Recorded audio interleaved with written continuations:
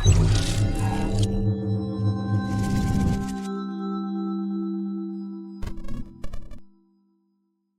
بالله من الشيطان الرجيم. بسم الله الرحمن الرحيم.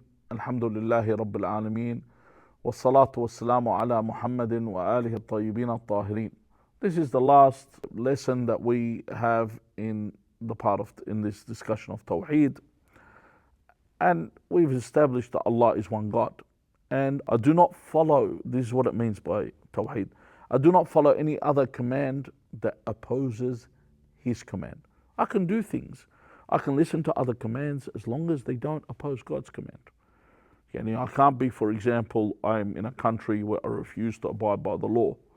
No, I abide by the law that I live in, the government that I live, so long as that law does not oppose God's laws. God's laws are paramount. Even here living in Australia, where we believe they used to say God, Queen and country, well now it's King. But God is above all. God supersedes all, is superior to all. Because God, Allah Azza wa Jal, created all and He has dominion over all. وَإِلَهُكُمْ, the Quran says, إِلَهٌ وَاحِدٌ, that your God is one God. لَا إِلَهَ إِلَّا هُ, there is no God but He. That's a reiteration. There is one God, there is no other God but He. إِلَّا هُوَ الرَّحْمَنُ الرَّحِيمُ, the beneficent and the merciful. That He's one God. There's none other than He. Even when you go, and we're going to explain what we mean by this. Even if I go to the book of Deuteronomy in the Old Testament, Deuteronomy 6, verse 4, it says, "Hear, O Israel, the Lord our God is one Lord, and thou shalt love the Lord thy God with all thine heart and with all thy soul and with all thy might." That your God is one God, that you should love Him with all your heart and your soul and with all your might. And in every aspect this Tawheed is. And also in the New Testament it's mentioned. In the book of Mark, chapter 12, verse 29, and Jesus answered him, "The first of all commandments is, Hear, O Israel, the Lord our God is one God, Lord, and thou shalt love the Lord thy God with all thy heart and with all thy soul and with all thy mind and with all thy strength. This is the first commandment." This is Jesus reiterating, because He has said, "I've come to not change the law, but to fulfill the law." The law is always about Tawheed. In other words, Allah is the only one to be served. None other than God, because serving Allah makes you free.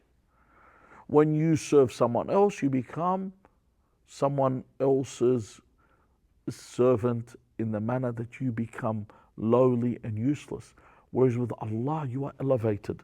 And the other thing is, humans have a natural inclination to serve. We have, when they used to, when I was a child, and we used to read about sports stars or celebrities of any kind. Do you know one of the questions they asked them, like, where were you born? What's your favorite food? One of the questions I used to always see, who was your idol growing up? Idol, IDOL. They use the term idol. They always use that question. Why? Because humans are inclined to serve, they're inclined to follow. So Allah dignifies us and honors us by making us His servants, rather than, as He says, Imam Zayn al-Abidin says in Dua bi Hamza, "Alhamdulillah alladhi wakalani ilayhi fa akramani wa lam yakilni ila an-nasi fa yuhinuni." Allah, praise be to Allah, the one that put my affairs in His hands and not in the hands of the people, because He dignifies me this way rather than be humiliated by human beings. So one should only serve the one that has the ability to benefit them or harm them. No one else does. Allah says in the Quran, وَقُلْ أَتَعْبُدُونَ مِن دُونِ اللَّهِ مَا لَا يَمْلِكُ لَكُمْ ضَرًّا وَلَا نَفْعًا. He says to His messenger sallallahu alayhi wa alihi wa sallam, and say, do you serve besides Allah that which hold for you no power of harm or benefit? So if I worship other than God, then I'm worshiping. Imagine you are worshiping someone that's like you, a needy person. As Imam Zayn al-Abidin Sahib al-Sajadi says, Subhanak, كيف يسأل محتاج محتاجة. How can the needy ask the needy? So if you turn to other than God, then you are asking someone that's in need of God also. So what must I do? What's Tawhid?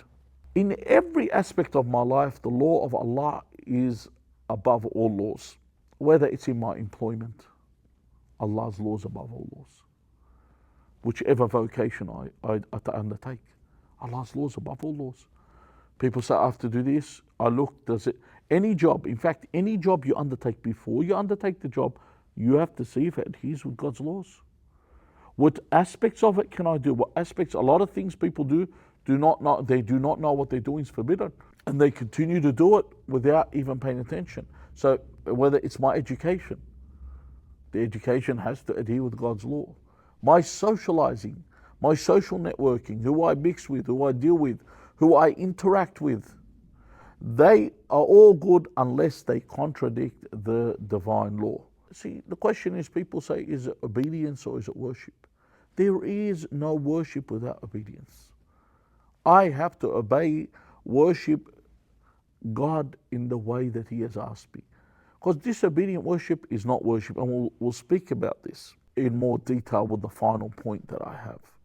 For example, if I get up and I pray 1,000 rakat of salah without wudu, what's their value? They're worthless. I'm just doing exercise 1,000 times over. There's no prayer there. It's not even accepted because it's not done the way I've been asked. You have to worship the Creator as He wants, not as you fancy, exclusively to Allah, as He prescribes to us, not as we prefer. And this is where we look at the story of the fall of Iblis. Very important. This is the first story that's mentioned when you're reading Surah Al-Baqarah. First major story is the fall of Iblis. You need to remember Iblis, or Satan as he is mentioned, was considered one of the angels. Why? It's because the angels did not know what he was. He was brought to them as an infant, raised amongst them. And he was brought to them at a young age, raised amongst them, was from the jinn that were destroyed at the earth, one of the races that were formerly on the earth, brought amongst them, raised amongst them. So the angels saw him as one of them. And because he saw these angels were all worshipping, he decided to excel them in worship. People will say, hold on, all right, he worshipped so much. How much did he worship? He worshipped to the point he worshipped 6,000 years of worship.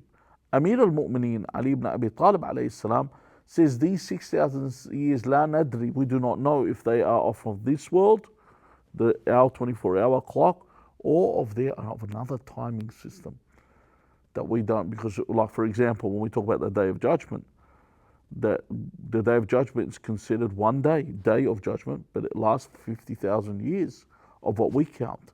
In another hadith, we have one day عند ربك. One day with your Lord equals 1,000 years. So could it be 6,000 or 6 million?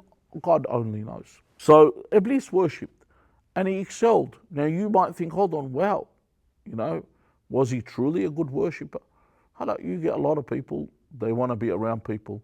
If you're living in a region, if you get people to go live in Mecca, you've seen people, they go to live in a religious area around religious people, act religious. When we go ziyarah, when you go to Hajj, how many people do you see in Hajj?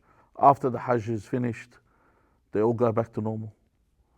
You see everyone goes back, you see after the Hajj, those that shave their beards, the women that put makeup on, everyone's back to their normal way of life. You get to Dubai, it's oh my God, was this person with me in Hajj a second ago? They completely changed. So you put them in the right environment, they act this way.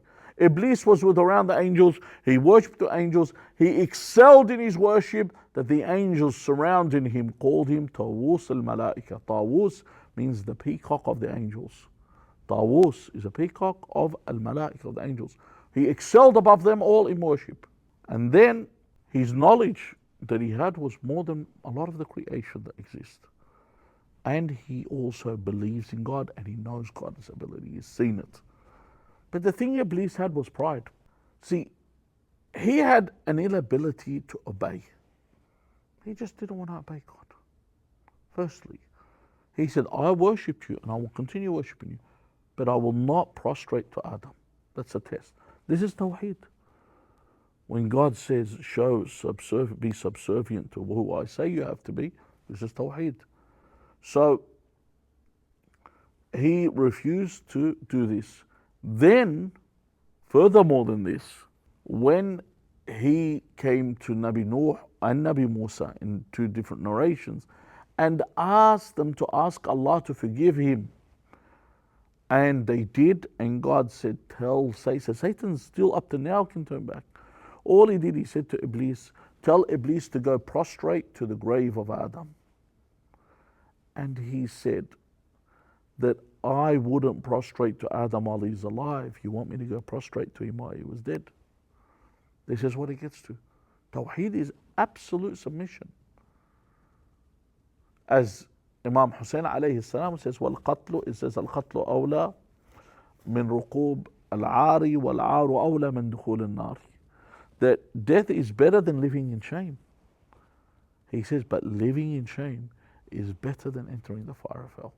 In other words, Iblis admit he's wrong and recount is better than going to hell.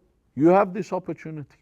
Tawheed is not only recognizing God, but acting upon this recognition. Acting that He's my creator, His command is above all commands, it's the only command that I obey. I can listen to other things as long as they do not oppose the command of God. Thank you for listening to these discussions.